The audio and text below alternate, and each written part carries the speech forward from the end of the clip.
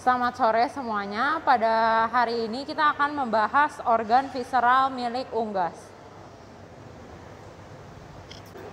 Jadi di sini kita mulai dari esofagus. Jadi habis dari cavum oris dia akan melanjut jadi esofagus. Pada esofagus kita bisa melihat bentukan yang membesar, yaitu adalah crop atau tembolok. Lalu setelah dari crop atau tembolok dia akan berlanjut lagi menjadi esofagus sampai dia mencapai proventriculus. Jadi di sini esofagus, lalu dia akan mencapai proventriculus. Jadi proventriculus ini adalah lambung pencernaan kimiawi, dan berikutnya ada ventriculus, yaitu lambung pencernaan mekanis. Di antara proventriculus dan ventriculus terdapat penyempitan di sini yang kita sebut sebagai isthmus. Lalu dari ventriculus dia akan berlanjut menjadi duodenum. Daerah di mana duodenum bertemu dengan ventriculus di sini disebut dengan pilorus. Untuk duodenum milik unggas dia membentuk seperti huruf U yang disebut loop duodenale. Di mana di antaranya kita bisa melihat organ aksesoris pencernaan yaitu pankreas. Lalu setelah duodenum dia akan berlanjut menjadi jejunum di sini.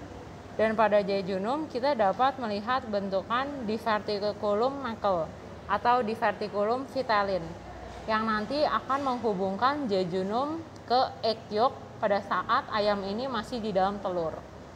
Lalu setelah jejunum akan berlanjut menjadi ileum, namun untuk batas antara ileum dan jejunum itu tidak jelas.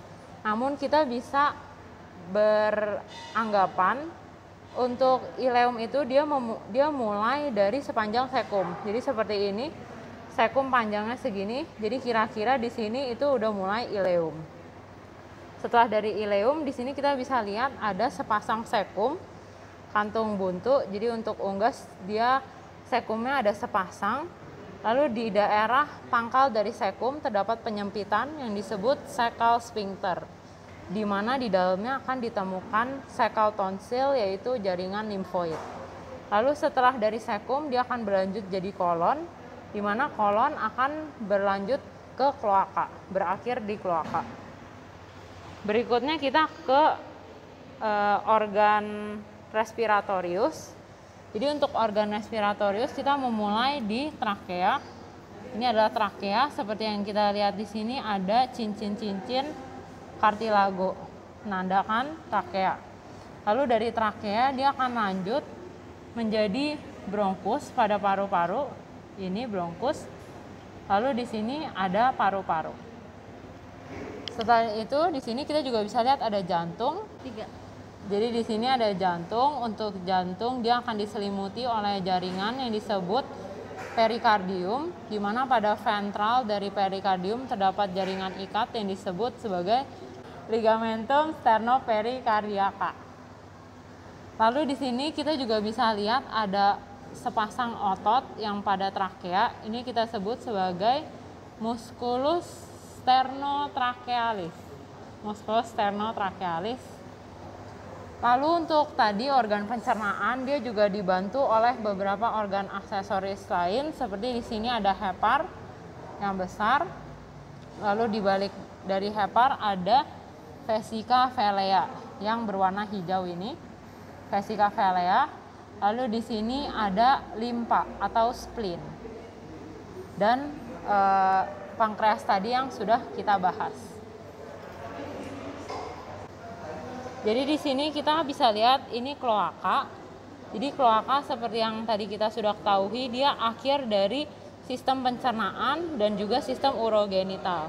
Di sini untuk unggas betina dia terdapat ovidak yang ini, bentukan ovidak. Lalu terdapat bentukan hierarki folikuli seperti ini. Jadi dia kumpulan dari ovum, atau di yang sini ini hierarki folikuli. Berikutnya di sini ada organ reproduksi untuk jantan. Di sini ada testis. Lalu saluran putih yang mengarah ke testis ini adalah vas deferens. Lalu di dekat daerah testis kita juga bisa melihat ada ginjal yang nanti letaknya di fossa renalis, dan pada ginjal kita juga bisa melihat ada saluran putih yang mengarah ke ginjal. Untuk saluran ini kita sebut sebagai ureter. Lalu pada unggas kita juga bisa melihat bentukan papila uropigial yang ini, tonjolan. Dan bila kita belah dan kita buka, kita bisa melihat adanya glandula uropigial yang berwarna kekuningan yang akan memproduksi lemak, glandula uropigial. Sekian untuk materi hari ini. Terima kasih atas perhatiannya. Selamat belajar.